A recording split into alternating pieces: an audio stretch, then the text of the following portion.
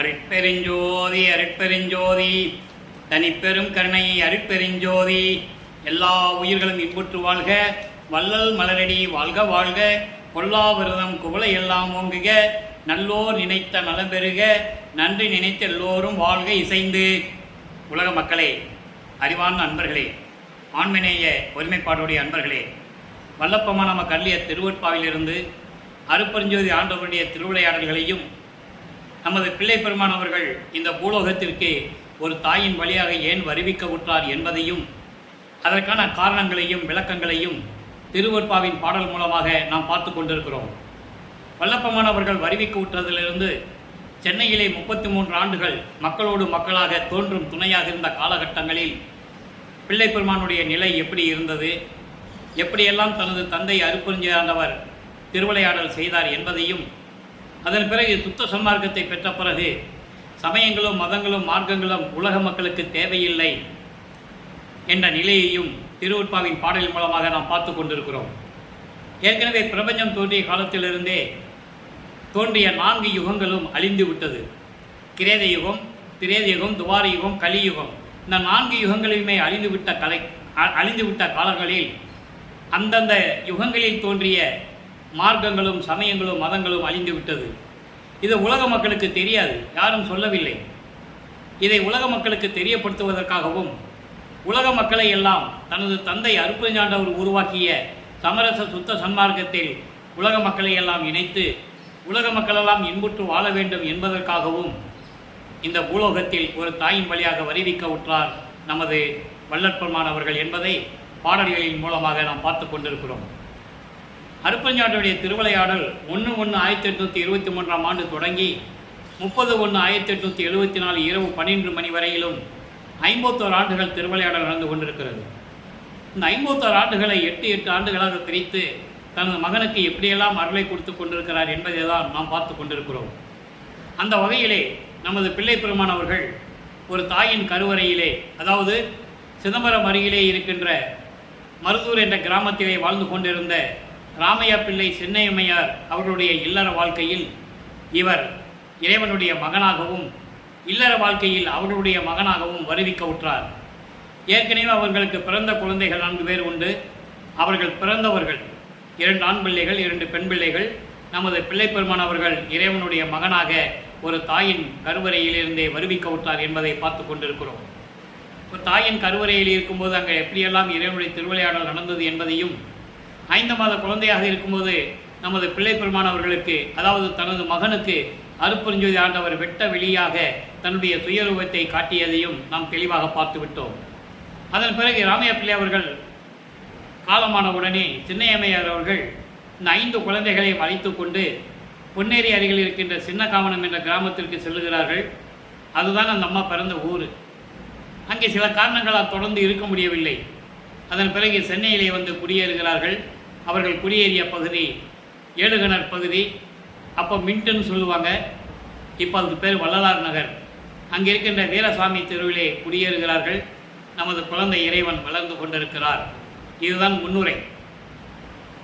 அப்போ முதல் 8 ஆண்டுகளில் வருவிக்க உற்றதிலிருந்து 5/10/1823 ஆண்டிலிருந்து 1831 ஆண்டுகள் வரை, அந்த 8 ஆண்டுகள் வரை நமது பிள்ளை பெருமானுடைய நிலை என்ன என்ற நிலையை 1ஆம் திருமுறையிலிருந்தே பார்த்து கொண்டிருக்கிறோம். இவரை பள்ளியில் கொண்டு போய் சேர்க்கிறார்கள். பள்ளியில் படிக்க முடியாது என்று வந்து விடுகிறார். இவர் வரவில்லை. இறைவனுடைய திருவிளையாடல் நடக்குது, மகனை இங்கு படிக்கக்கூடாதுன்னு சொல்லி அவருடைய மனநிலையை மாற்றுகிறார்.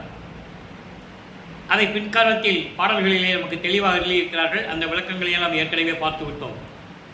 அப்போ அந்த நிலையில் இருக்கும்போது ஒரு குழந்தைய பள்ளிக்கூடத்தில் சேர்த்து படிக்க முடியல அப்படின்னு வந்துட்டா அந்த வீட்டில் அந்த குழந்தைக்கு எவ்வளோ பிரச்சனை இருக்குன்னு நமக்கு தெரியும். அதே நிலை நமது குழந்தை இறைவனுக்கும் நமது பிள்ளை பெருமானவர்களுக்கும் அந்த நிலை ஏற்படுகிறது. அதையெல்லாம் தாங்கிக் கொண்டு 8 ஆண்டுகள் வரை அவர் அமைதியாக தன்னுடைய நிலையை கடத்தி கொண்டிருக்கிறார். 9வது ஆண்டு பிறக்கிறது, அதாவது 2வது 8 பிறக்கிறது. இறைவன் அவருடைய மகன் முன் தோன்றி, மகனே நீ என் மகனடா, என்னால் வருவிக்க உற்ற மகன் நீ இந்த பூலோகத்திற்கு, உன்னால் சில காரியங்கள் எல்லாம் இந்த பூலோகத்தில் நடக்க வேண்டியது இருக்கிறது.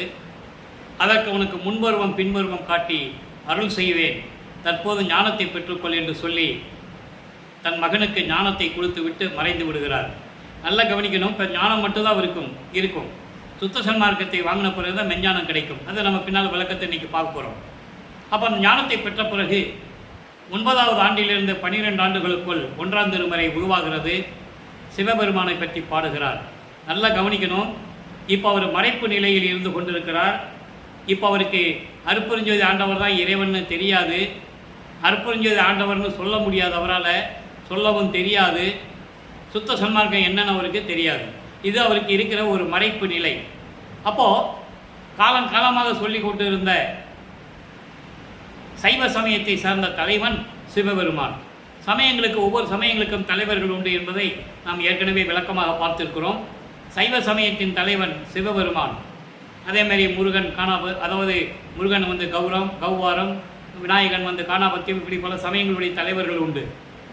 அப்போ சைவ சமயத்தின் தலைவனாகிய சிவபெருமானை இறைவனாக ஏற்றுக்கொண்டு நமச்சிவாயா, சிவாய நமா, ஓம் சிவாயா என்னும் மந்திரங்களை சொல்லி சரியை கிரியை யோகம் என்ற 12 நிலைகளில் இருந்து கொண்டிருக்கிறார். ஒவ்வொன்றுக்கு 4 நிலைகள் உண்டு. முன்னாங்க 12 நிலைகள். இது சமயங்களையும் மதங்களையும் மார்க்கங்களையும் சார்ந்தது. அந்த நிலையில் இருந்து கொண்டு சிவபெருமானை வழிபட்டு கொண்டிருக்கிறார். 1ஆம் திருமுறை உருவாகிறது. 1ஆம் திருமுறை ஏற்கனவே கூறியது போல 8 பதிகங்கள், 712 பாடல்கள். நாம் ஏற்கனவே திருவருள் முறையீடு, வடிவுடை மாணிக்கமாலை போன்ற பதிகங்களை எல்லாம் அருட்பெருஞ்சோதி ஆண்டவருடைய திருவிளையாடல் என்ற பதிவுகளிலே நாம் ஏற்கனவே பார்த்து விட்டோம்.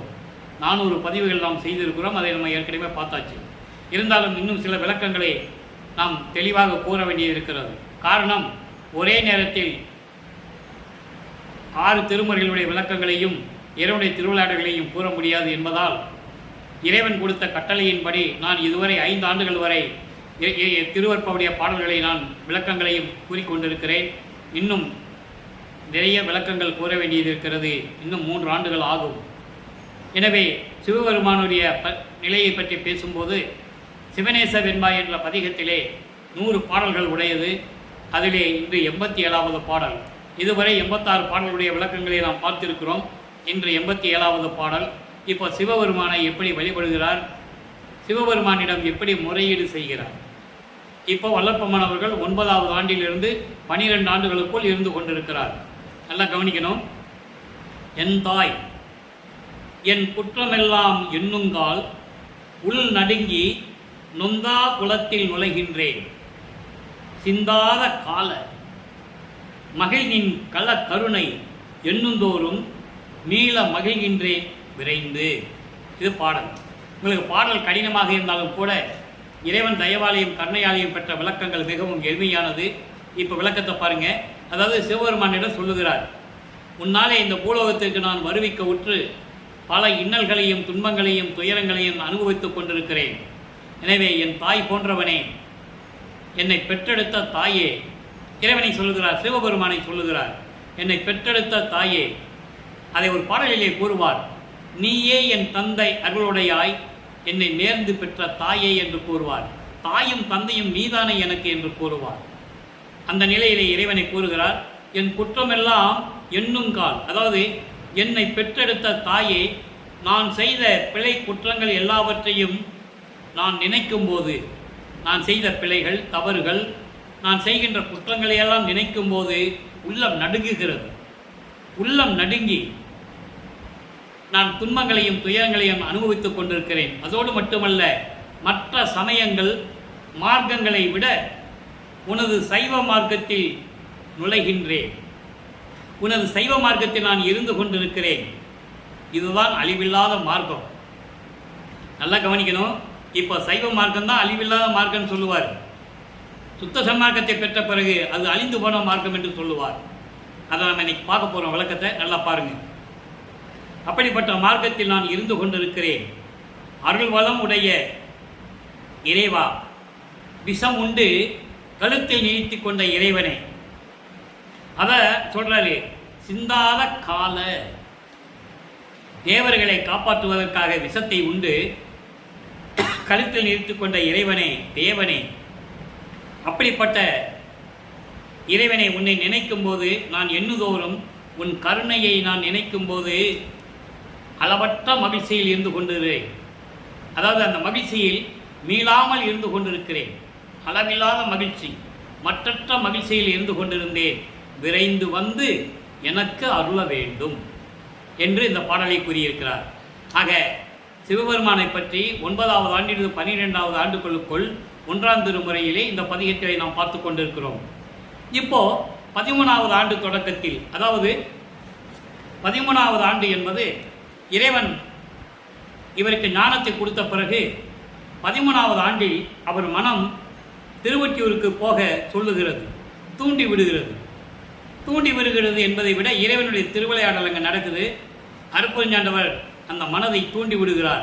என் மகனை திருவொற்றியூருக்கு அழைத்து செல், அங்கே அவன் போக வேண்டும், தியாகராஜ பெருமானை வழிபட வேண்டும், நீ அங்கே போய் அவனை போக சொல்லு, தியாகராஜனை அவரை கும்பிடணும் அப்படின்னு சொல்லி மனதை தூண்டி விடுகிறார். நமது குழந்தை இறைவன் கால் வலிக்க ஏழுகிணர் பகுதியிலிருந்து அங்கே திருவொற்றியூருக்கு கால் வலிக்க நடந்து செல்லுகிறார் நமது குழந்தை இறைவன் பிள்ளை பெருமான் அவர்கள். அப்போது பிள்ளை பெருமான் அவர்கள் அங்கே சென்று அதாவது தியாகராஜ பெருமானை வழிபட்டு சென்று தியாகராஜ பெருமானை வழிபட்டு முறையீடு செய்கிறார். எந்த விதமான பலனும் இல்லை. அதன் பிறகு திருமலை வாயிலுக்கு செல்லுகிறார். அங்கே மாசிலாமணி என்ற பெயர் உண்டு அவருக்கு. அந்த மாசிலாமணி மனமுருகி பாடுவார். எந்த விதமான பலனும் இல்லை. அதன் பிறகு திருவல்லித்தாயம் செல்லுவார். அங்கேயும் அங்கே இருக்கின்ற சிவபெருமானை பற்றி அதாவது மனமுருகி பாடுவார். எந்த விதமான பலனும் இல்லை. அதன் பிறகு அங்கேயே சொல்லிட்டு வந்துடுவார், நீ நான் முன்னை தேடி தேடி வர, என்ன மகனை எப்படி இருக்குன்னு ஒரு வார்த்தை கேட்க மாட்டேன்ற, ஊமை மாதிரி இருக்கிற, என்னால் இனிமேல் நடந்தெல்லாம் வர முடியாது, நான் இனிமேல் வரமாட்டேன், இங்கெல்லாம் வரமாட்டேன்னு சொல்லி திருவொற்றியூருக்கு நிரந்தரமாக தினமும் சென்று கொண்டிருக்கிறார். இப்போ நமது பிள்ளை பெருமான் அவர்களுக்கு 16 ஆண்டுகள் ஆகிவிட்டது. 2ஆம் திருமுறை உருவாகிறது. நல்லா கவனிக்கணும். இப்போ பிள்ளை பெருமான் அவர்கள் 16 ஆண்டுகளுக்குள் இருந்து கொண்டிருக்கிறார். 1831ஆம் ஆண்டிலிருந்து 1840 ஆண்டுகள் வரை அந்த 8 ஆண்டுகளில் என்ன நடந்தது? முதல்ல 1823லேருந்து 31 வரைக்கும் என்ன நடந்ததுன்னு பார்த்துட்டோம். அங்கே எந்த விதமான பலனும் இல்லை.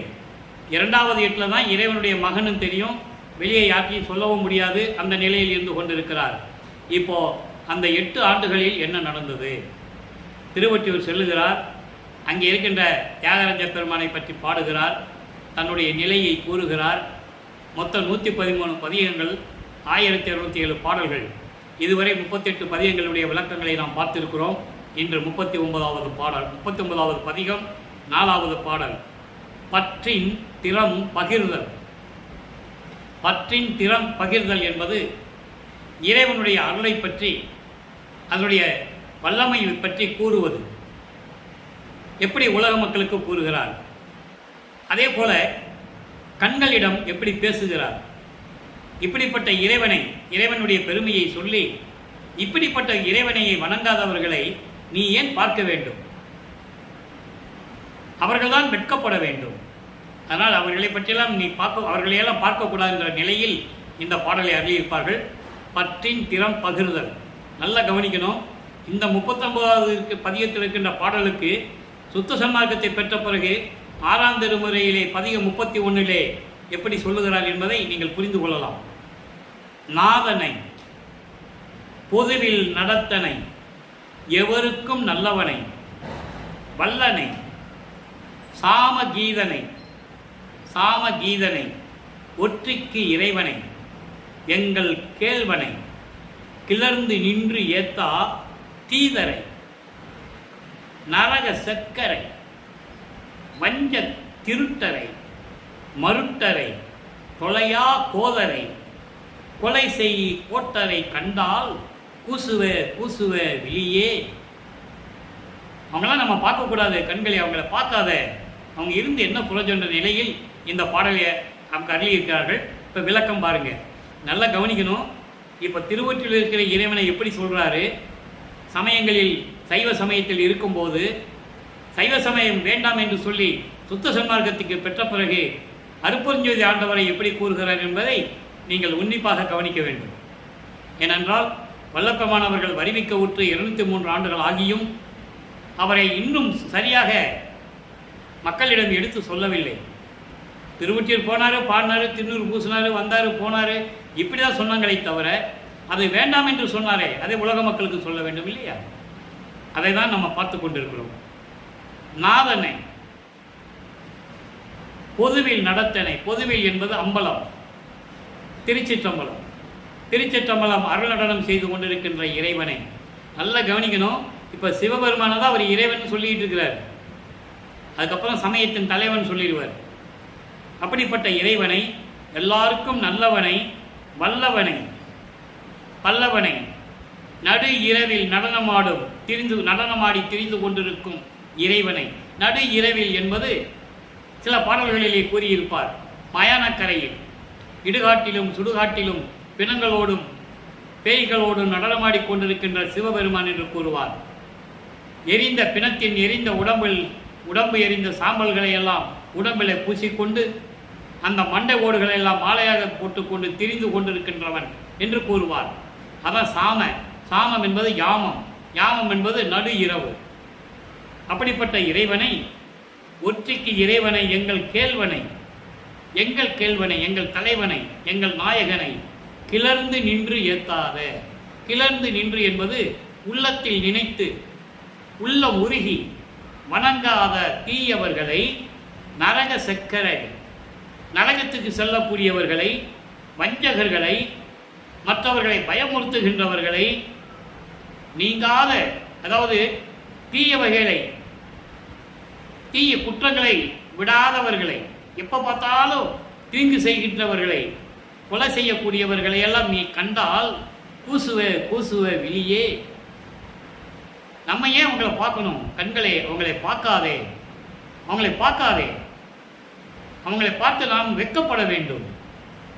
இப்படிப்பட்ட மனிதர்கள் உலகில் தெரிந்து கொண்டிருக்கிறார்களே, எப்படிப்பட்ட இறைவன், அப்படிப்பட்ட இறைவனை வணங்காதவர்களை நாம் ஏன் பார்க்க வேண்டும் என்று கண்களிடம் சொல்லுவது போல உலக மக்களுக்கு அங்கே சொல்லிக் கொண்டிருக்கிறார். உலக மக்களே, திருவொற்றியூரில் இருக்கின்ற இறைவனை, எப்படிப்பட்ட இறைவன், அவனை மனதில் உள்ளத்தில் நினைத்து வணங்காதவர்களை, தீயவர்களை, வஞ்சகர்களை, பயமுறுத்துகிறவர்களை, கோபப்படுகின்றவர்களை, கொலை செய்கின்றவர்களை நாம் ஏன் பார்க்க வேண்டும் என்ற நிலையில் அந்த பாடலை நமக்கு அருளியிருக்கிறார்கள். எனவே பிள்ளைப்பெருமான் அவர்கள் 1840 ஆண்டுகள் வரை, 16 ஆண்டுகள் வரை அவருடைய நிலை என்ன என்பதை நாம் தெளிவாக பார்த்து கொண்டிருக்கிறோம். சரி, இப்போ 33 ஆண்டுகள் சென்னையில் இருக்கிறார். நம்ம ஒவ்வொரு 8 ஆண்டுகள் தான் பார்த்துக்கிட்டு இருக்கோம். நான் ஏற்கனவே கூறியது போல் எல்லாமே ஒரே நாளில் சொல்ல முடியாது. நம்ம பகுதியாக சொல்லிக்கிட்டு இருக்கோம். 16 ஆண்டுகளுக்குள் எப்படி இருந்தார் முதல்ல சொல்லிட்டு, அதன் பிறகு 8 ஆண்டுகள் கழித்து, அதாவது 24 ஆண்டுகள் வரையிலும் எப்படி அவருடைய நிலை இருந்தது, அதுக்கப்புறம் 33 ஆண்டுகள் வரையிலும் அவர் நிலை எப்படி இருந்தது, அதுக்கப்புறம் சுத்த சன்மார்க்கத்தை வாங்கின பிறகு 40 ஆண்டுகள் வரையிலும் எப்படி அவர் நிலை இருந்தது, அதுக்கப்புறம் 48 ஆண்டுகள் வரையிலும், அதாவது தர்மசாலை வரைக்கும், சென்னையிலிருந்து தர்மசாலை வரைக்கும் 6-48 ஆண்டுகள் அவருடைய நிலை எப்படி இருந்தது என்பதை நாம் தெளிவாக பார்த்து கொண்டிருக்கிறோம். இறுதியாக மேட்டுக்குப்பத்திலே சித்தி வளாகத்தில் நடந்ததுதான் கடைசி 3 ஆண்டுகள். அதை நாம் படிப்படியாக பார்த்து கொண்டிருக்கிறோம்.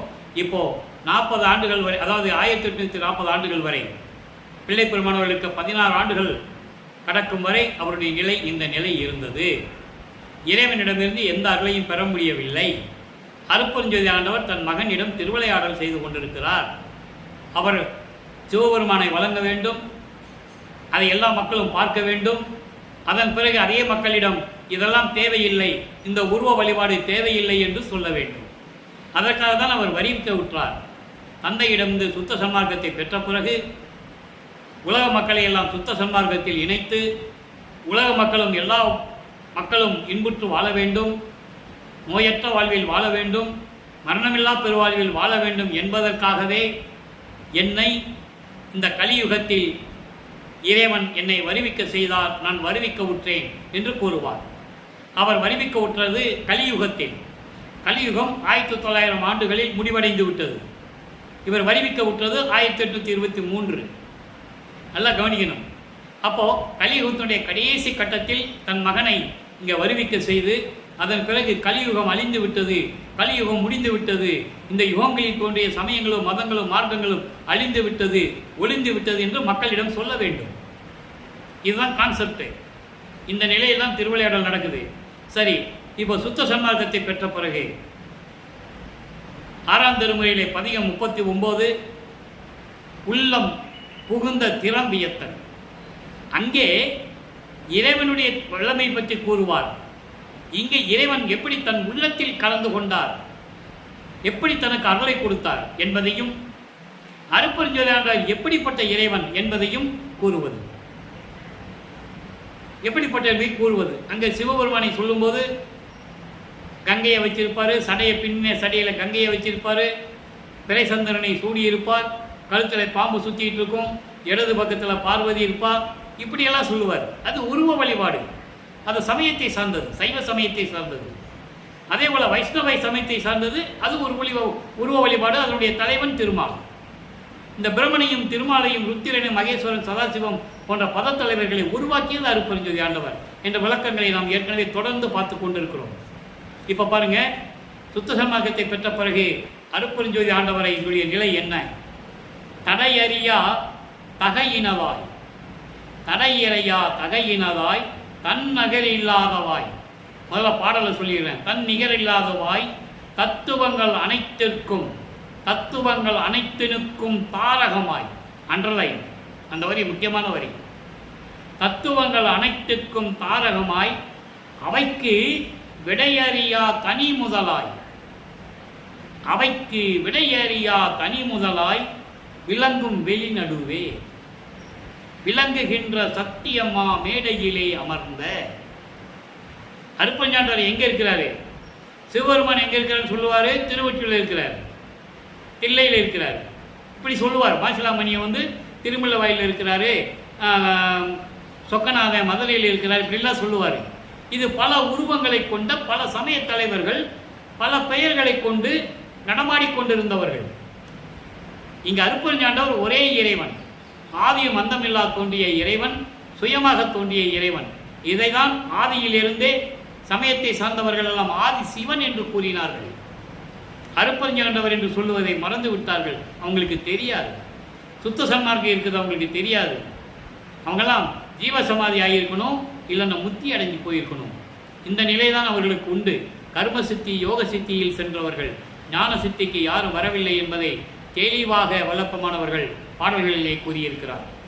ஆக சத்தியமா மேடையிலே அமர்ந்த நடையறியா திருவடிகள் சிவந்திட வந்து. மகன்கிட்ட எப்படி வாராரா இறைவன்? அங்கே எந்த பலனும் இல்லை. 33 ஆண்டுகள் சமயங்களை சார்ந்திருந்த போது எந்த விதமான பலனும் அவருக்கு கிடைக்கவில்லை. அதை பேருபதேசத்திலே தெளிவாக கூறியிருப்பார்கள். அந்த விளக்கங்களையெல்லாம் நம்ம பார்த்து விட்டோம். இப்போ சுத்த சன்மார்க்கத்தை பெற்ற பிறகு அவங்க அப்பா வராராம். சிவந்திடா வந்து எனது நலிவு அனைத்தும் தவிர்த்து அருளி ஞான அமுது அளித்தாய். கொடை இதுதான் போதாதோ என் அரசே, இது போதாதுன்னு சொல்லி அடியேன் குடிசையிலும் கோணாதே குலவி நுழைந்தனையே. இப்போ பாடலுக்கு விளக்கம் பாருங்க. இறைவன் எப்படிப்பட்ட இறைவன்? தடையறியா தகையினதாய். தடையறியா, இது அகவலிலே சொல்லுவார் அருட்பெருஞ்சோதி அகவலிலே. சாதி மதமும் சமயமும் பொய்யென ஆதியில் உணர்த்திய அருட்பெருஞ்சோதி. சாதியும் மதமும் சமயமும் காணா ஆதி அநாதாயாம் அருட்பெருஞ்சோதி. ஞானசரியிலே சொல்லுவார், பொறித்த மதம் சமயமெல்லாம் பொய்யே, அவற்றில் புகுதாதி சிவம் ஒன்றே பொருள் என கண்டறிவேன். இங்கே சிவம் என்பது அருட்பெருஞ்சோதி, பொருள் என்பது கடவுள். அருட்பெருஞ்சோதி தான் கடவுள் என்பதை நீங்கள் புரிந்து கொள்ள வேண்டும் உலக மக்களே என்று கூறுவார். அதை இங்கே சொல்றாரு, தடையறியா தகையினதாய்.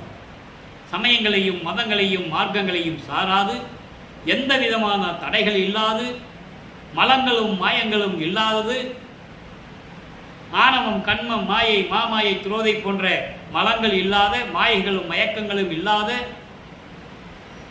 பெருமை உடைய அருள் வல்லமை படைத்த உடைய இறைவனாகவும், அதான் தடையறியா தகையினதாய் சொல்லிட்டாரா. அப்படிப்பட்ட இறைவனாகவும் தன்னிகர் இல்லாதுவாய், தனக்கு நிகர் யாருமே இல்லை. அதான் தனிப்பெரும் தலைமை பெரும்பதி என்று சொல்லுவார், தனிப்பெரும் தலைமைபதி என்று சொல்லுவார். யாருக்கும் நிகரில்லாத இறைவன்.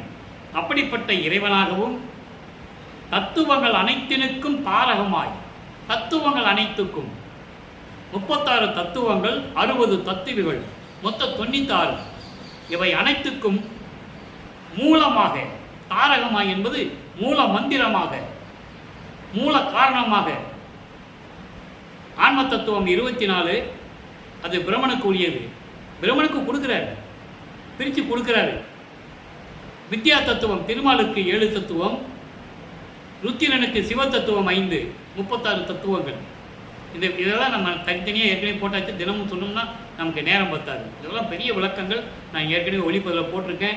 நீங்கள் தத்துவங்கள்னு போட்டிங்கன்னா நம்ம யூடியூப்பில் நீங்கள் அதை பார்த்துக்கலாம். தத்துவங்கள் அனைத்துக்கும் ஆரகமாய், மூல காரணமாக. அப்போ தத்துவங்களை இவங்களுக்கெல்லாம் பிரித்து கொடுத்தது அருட்பெருஞ்சோதி ஆண்டவர். அதை இங்கே சொல்கிறாரு. அப்படிப்பட்ட இறைவனாகவும் அவைக்கு விடையறியா தனி முதலாய், அப்படிப்பட்ட தத்துவங்களுக்கு யாரும் விடை தெரியாத, அதாவது பதில் தெரியாத, விளக்கம் தெரியாத தனி முதல்வனாக இருக்கக்கூடிய இறைவன் அருட்பெருஞ்சோதி ஆண்டவர். அப்படிப்பட்ட இறைவனாகவும் இவ்வளவு விளக்கங்கள் இருக்கிறது என்பது இது இறைவன் கொடுத்த விளக்கம். இந்த அடியனுக்கு தமிழ் தெரியாது, இலக்கண இலக்கியெல்லாம் தெரியாது. எனக்கு இறைவன் கொடுத்த விளக்கத்தை உங்களிடம் கூறிக்கொண்டிருக்கிறேன். 6 திருமுறைகளுக்கும் எனக்கு இறைவன் தயவோடையும் கருணையோடையும் எனக்கு விளக்கங்கள் கொடுத்திருக்கிறார். அதை நான் சதுரகிரியிலே 3 ஆண்டுகள் உட்கார்ந்து இந்த அடியேன் எழுதி இப்போ அந்த விளக்கங்களை உங்களுக்கு நான் கூறிக்கொண்டிருக்கிறேன் என்று சொல்லுவதில் நான் இறைவனுக்கு நன்றி சொல்ல கடமைப்பட்டிருக்கிறேன். ஆக இப்படிப்பட்ட நிலைகளிலே விடையறியா தனி முதலாய், யாருக்கும் தெரியாது விளக்கங்கள், தத்துவங்களுடைய விளக்கங்கள் யாருக்கும் தெரியாது. தெரிஞ்சிருந்தால் அவங்க தத்துவங்களை கடந்து போயிருப்பாங்க. அவங்களால தத்துவங்களை கடக்க முடியாது. தத்துவங்களை தனித்தனியாக கடந்தேன், தத்துவாதி நிலையில் சித்தியல் முழுதும் தெரிந்தேன், அவை மேல் சிவநிலை தெரிந்திட சென்றேன். அருட்பெருஞ்சோதி அட்டகத்தில் வரும் 7வது பாட்டு. இவர்தான் தத்துவங்களை கடந்து சுத்த சிவஞான வெளிக்கு போனது, யாரும் போனதில்லை. ஆக அப்படிப்பட்ட இறைவனாக விளங்குகின்ற வெளி நடுவே, வெட்ட வெளி, சுத்த சிவஞான வெளி, அந்த வெளியின் நடுவிலே அமைந்திருக்கின்ற சத்திய ஞான சபையிலே, சத்திய மாமேடையிலே, அப்படி வெட்ட வெளியின் நடுவிலே விளங்கி கொண்டிருக்கின்ற சத்திய ஞான சபையிலே அமர்ந்த அப்படிப்பட்ட இறைவன், அங்கே ஒரு சத்திய ஞான சபை இருக்கு. இவர் அடிக்கடி போயிட்டு வந்துடுவார். ஒரு நொடி பொழுதுல அந்த சத்திய ஞானிக்கு போவார், அப்பா பார்ப்பாரு, புலவத்துக்கு திரும்பி வந்துடுவார். ஆனால் மக்கள் போக முடியுமா? போக முடியாது. அதற்காகத்தான் அந்த சத்திய ஞான சபையை இங்கே வடலூரிலே உலக மக்களுக்காக நமக்கு அருளினார் வள்ளல் பெருமான் அவர்கள் என்பதை இங்கே நான் பதிவு செய்ய கடமைப்பட்டிருக்கிறேன். அப்போ அங்கே சத்தியஞான சபையிலே அமர்ந்து கொண்டிருக்கின்ற அப்படிப்பட்ட இறைவன் நடையறியா திருவடிகள். நடையறியா திருவடிகள் என்பது, அதாவது அருள் வல்லவம் குறையாத நடனமாடிக்கொண்டிருக்கின்ற அந்த திருவடிகள் சிவக்கும்படி நடந்து வந்து பூலோகத்திற்கு தெருவிலே சிறக்கும்படி சிவக்கும்படி நடந்து வந்து என்னிடம் வந்து எனது நலிவு அனைத்தும் தவிர்த்தருளி. என்ன அற்புதமாக சொல்கிறார் பாருங்க. யாருங்க உலக மக்கள்கிட்ட இது சொன்னது? இத்தனை வருஷங்களாக அவர் பேசிக்கிட்டு இருக்காங்க. யார் சொன்னது? பொதுப்படையாக ஒரு கதை மாதிரி பேசுனாங்க. அவரை கதையாசிரியர், நூலாசிரியர், பகுத்தாசிரியர், சமூக சீர்திருத்தவாதி, இப்படியெல்லாம் சொல்கிறது ஒரு இறைவனை. கொஞ்சம் நினச்சி பாருங்க. முழு விளக்கம் தெரிந்ததனால் அந்த வள்ளலார் ஊழியனுக்கு அந்த ஆதங்கம் இருந்து கொண்டே இருக்கிறது. அந்த வருத்தம், எப்படிப்பட்ட ஒரு இறைவனுடைய மகனை, 5 தொழில் செய்து கொண்டிருக்கின்ற இறைவனை ஒரு சாதாரண மனிதனாக துறவியாக சித்தரித்து பேசிக் கொண்டிருக்கிறார்கள். எவ்வளவு பெரிய தவறு! அப்படிப்பட்ட இறைவன் அந்த சத்தியஞான சபையிலே அமர்ந்து கொண்டு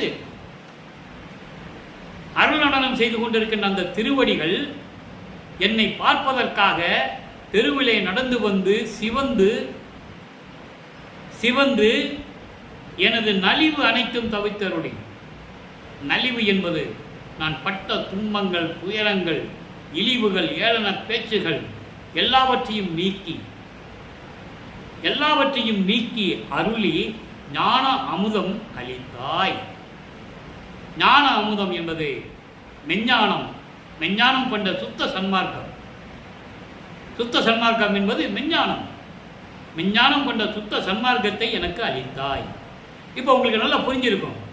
16வது ஆண்டில் 2ஆம் திருமுறையில் 39வது பதிகத்தில் என்ன சொன்னாருன்னு இப்போ நம்ம பார்த்தோம். அங்கே ஒன்றுமே இல்லை. இறைவனுக்கிட்ட விண்ணப்ப வைப்பார், அவ்வளோதான். இப்படிப்பட்ட சிவபெருமான் என்று சொல்லுவார். சுத்த சன்மார்க்கத்தை வாங்கின பிறகு எப்படிப்பட்ட இறைவன் எனது தந்தை அருட்பெருஞ்சாண்டவர் எப்படிப்பட்ட இறைவன், அப்படிப்பட்ட இறைவன் சத்தியஞான சபை மேலே சுத்த சிவஞான வழி நடுவிலே இருக்கின்ற சத்தியஞான சபையிலிருந்து பூலோகத்திற்கு வந்து திருவழியாக நடந்து வந்து கால் வலிக்க நடந்து வந்து காலெல்லாம் சிவந்து போச்சே. என் தந்தைக்கு எங்கள் அப்பாவுக்கு காலெல்லாம் சிவந்து போச்சே, மகனை பார்க்கறதுக்கு அப்படியெல்லாம் என்கிட்ட வந்து எனது நலிவு அனைத்தையும் தவித்தருளி துன்பங்களையும் துயரங்களையும் இயக்கங்களையெல்லாம் நீக்கி தவிர்த்து அருளி ஞான அமுதம் அளித்தாய். விஞ்ஞானம் என்னும் சுத்த சன்மார்க்கத்தை எனக்கு கொடுத்தாய். கொடை இதுதான் போதாதா என் அரசே? இது போதாதா எனக்கு? இவ்வளவும் கொடுத்த பிறகும்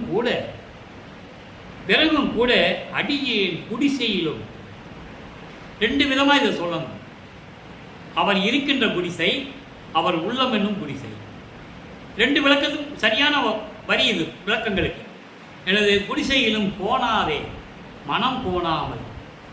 கோணாதே என்பது மனம் கோணாமல் முழு மனதோடு பரிபூரண மகிழ்ச்சியோடு குலவி மகிழ்ந்து நுழைந்தனையே.